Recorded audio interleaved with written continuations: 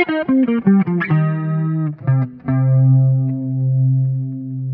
this video, we'll check out Apple CarPlay's iOS 13 update on your Pioneer NEX in-dash receiver. Before we get started, let's answer a couple of questions.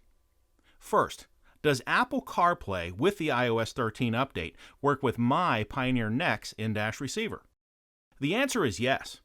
Apple CarPlay with iOS 13 will work with all North American versions of Pioneer in-dash receiver models that end with the letters NEX or NEX. Here is a list of the wired connection NEX models that will work with Apple CarPlay and iOS 13. AVH 4000 NEX, 4100 NEX, 4200 NEX, and 4201 NEX. AVIC 5000 NEX, 5100, 5200, and 5201 NEX. AVIC 6000 NEX, 6100, 6200, and 6201 NEX. AVIC 7000 NEX, 7100, 7200, and 7201 NEX. AVIC 8000 NEX, 8100, 8200, and AVIC 8201 NEX. AVH 1300 NEX, 1330 NEX, 2300, 2330 NEX, and AVH 3300 NEX. MVH 1400 NEX. AVH 1400 NEX, 1440 NEX, 2400 NEX, 2440 NEX, and AVH 3400 NEX. AVH 1500 NEX, 1550 NEX, MVH 2500 NEX, AVH 2500 NEX, 2550 NEX, and AVH 3500 NEX. DMH 1500 NEX, DMHC 2500 NEX, DMHC 2550 NEX, DMHC 5500 NEX. And these models are also compatible with Apple CarPlay and its iOS 13 update with a wireless connection or a wired connection through USB. AVHW 4400 NEX and W4500 NEX. AVIC W 6400 NEX and W 6500 NEX.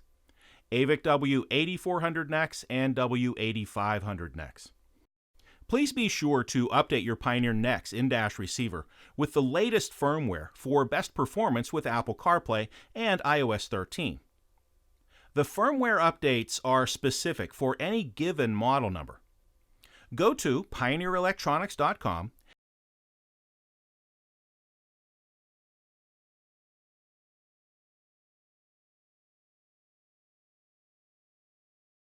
and type in your Pioneer NEX model number into the search bar at the top right.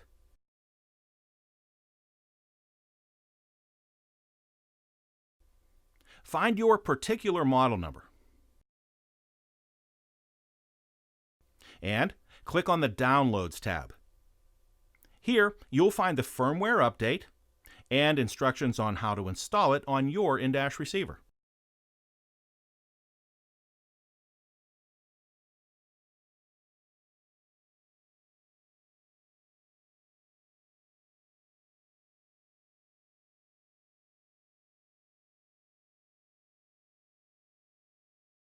What about my iPhone?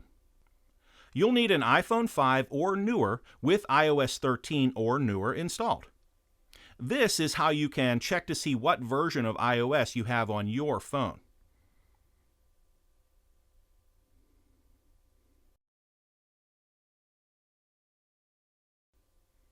You can see here, I'm running iOS 13.2.2 for this demonstration.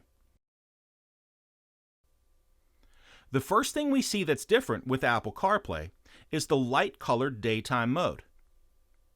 This can also be set up as a nighttime mode, and we'll take a look at that in just a moment. Take a look here, and you can see how many screen pages are available.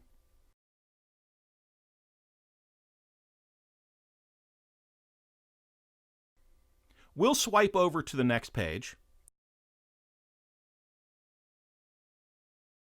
And here is the Settings app inside Apple CarPlay. That's new too. Let's open this up and take a look. Inside the Settings app, here is the Do Not Disturb While Driving setup button. It's a great idea to switch this on to avoid distractions while driving. Next is the appearance. Let's open this up and take a look. We can set this up two ways. Automatic is the setting now. That means it's light colored in the daytime and dark in the evening. This will automatically change based on the time of day and local sunrise and sunset times in your area. Or we can choose to make this always dark. Let's take a look at this on the app screen. Here is the dark screen.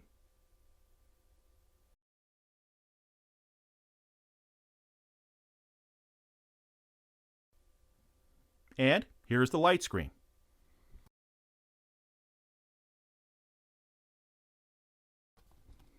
For right now, I'll set this to automatic. And the last two are suggestions in the dashboard and album art on and off toggle switches. Let's go back out to the dashboard with this button. This will exit the Settings app. When we leave the Settings app and go out to the dashboard, you can see this button changes to options for split screen mode. Split screen mode is new for iOS 13. Just by touching here, I can go to the new split screen mode, and by touching again, go back to the dashboard view. I can also do that by swiping all the way in that direction. And swiping back. Here, you can see the map is split with some gas station and parking instructions, what's playing right now, and appointments on my calendar. When we're on the split screen mode, if we touch the map, that zooms us in on the map. If we touch the split screen button again, that takes us back to split screen mode, and swipe over to get back to the dashboard. If I touch the calendar, that's a shortcut to take me directly to my calendar screen.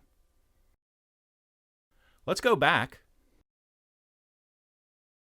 and we'll touch that one more time to go back to the dashboard.